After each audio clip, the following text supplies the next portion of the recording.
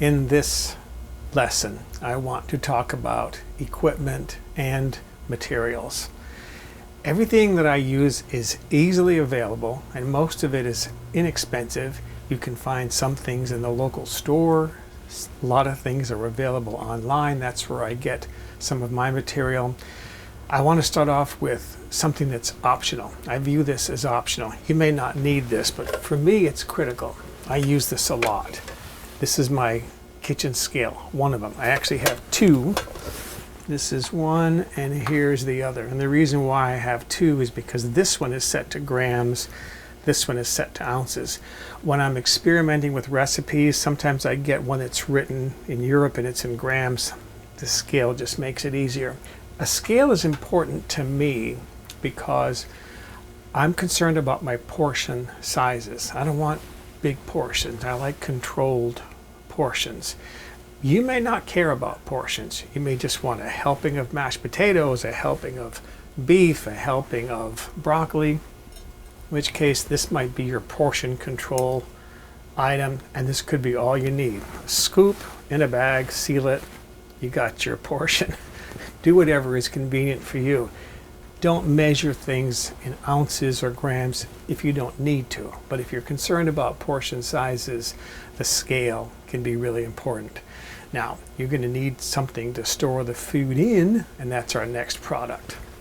I store my frozen foods in polytubing. If you're not familiar with polytubing, here's a piece right here. It's called polytubing because it's a tube, right? So what you do is you seal one end, you put your food in, seal the top end. That's how you store your food. I bought a lot because this is my box of polytubing, right? I bought the big 3,000 foot roll because I knew I was going to use this and I knew it would last me a long time. This is how big the roll is. I got to get this out of here, and it's very heavy. That's my roll of polytubing. And you can see that I've only used about, about a third of this roll so far. This lasts a long time. I'm going to tell you how long I've had this. I still have the paperwork. I got this roll on March 19th, 2010. Here it is April of 2015. I've used about a third of that roll. It's lasted 5 years. That roll is probably going to last me for another 10 years. That roll is too big to handle. So every once in a while, when I need to, I put some on a smaller roll. I saved a cardboard tube from something. This is a sturdy tube. It's not one of those thin paper tubes that like comes in a paper towel. This had, I think this was from vacuum sealer bags, vacuum sealer rolls, nice sturdy tube. And what I do is my roll has holes in the side, right? I set up a couple of chairs in my living room near my TV set, and they're kind of a distance apart so that that big roll will fit between them. I put a broom handle through the roll, rest it on the chairs, take my tube, I cut it so it's about the same width as my tubing. This is 6-inch wide tubing. And then I tape it to the roll, and while I'm watching TV, I just sit there and I watch TV, and little by little I roll my tube until I get enough on there that I feel like that'll last me a while. Let's talk about the availability of polytubing. Now, I bought that big 3,000 foot roll because I knew I was going to use it, and I knew it was going to last a long time, and I knew that it would be economical. That size costs about $100. However, 3,000 feet, because I only use it about 4 inches at a time, that'll give me 9,000 of those little packets. Do a little math with me. $100 divided by 9,000 equals 0.011111111. That means each of those packets costs me 1 penny. How expensive is that? 1 penny per per little packet. That's not going to cause me to go into default with my checking account, right? That's not a big deal. But you don't have to buy a 3,000-foot roll if you don't want. I saw on Amazon 750-foot rolls, 2 mil polytubing plastic, same as mine, a lot less expensive. I think it was like $28 or $30 for the roll. So that's the polytubing, buy big, buy smaller if you want. It's available out there. You can get it online, look for it on Amazon. It's called polytubing. I'll put the name down there. I buy the 6-inch wide polytubing, and I find that the 2 mil thick plastic is good enough. Next is, how do you seal the food inside the polytubing? You use something called an impulse heat sealer. I'll put the name down there for you so you can look it up online. Amazon sells them. Impulse heat sealer. You're already familiar with heat sealing, although you might not think about it. You buy a package of pasta. It comes in a little plastic bag. How is it sealed in there? Well, it's sealed across the top and across the bottom by being heat sealed. Now, what is an impulse heat sealer? This is an impulse heat sealer right here. Along here, there's a little wire strip. When you press this down, you engage a switch.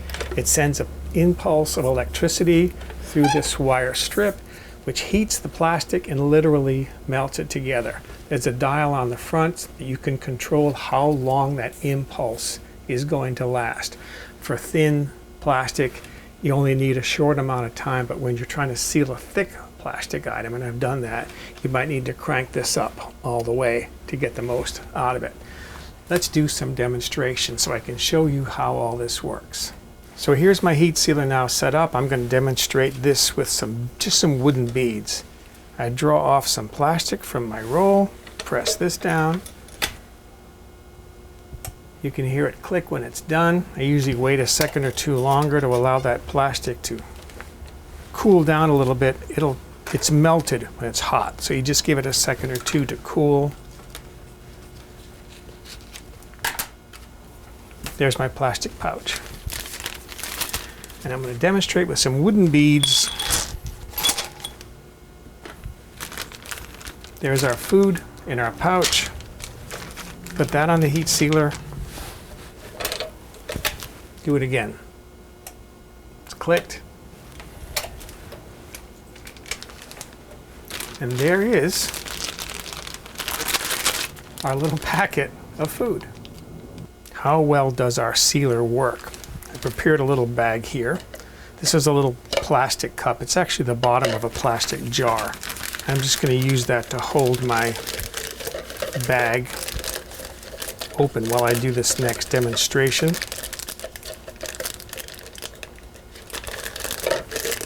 Okay, going to pour some water in there. And then carefully lift this out so I don't spill it. Set that aside. Lay this down on my heat sealer and seal it.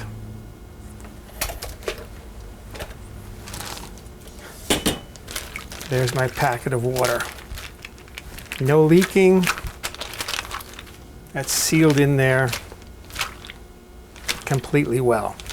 No water on the counter. This is not leaking at all. This is airtight. This is watertight. Now, some of you, I know, are thinking persons. You're already seeing the potential. You're already getting some ideas. I could do this, I could do that. If you're not getting any ideas, I can give you some good ideas. Okay. Maybe you want to send your kids to school with an extra snack, something they could nibble on in the afternoon. Or maybe when you pick them up from school, they're hungry, you want a little snack for them to nibble on.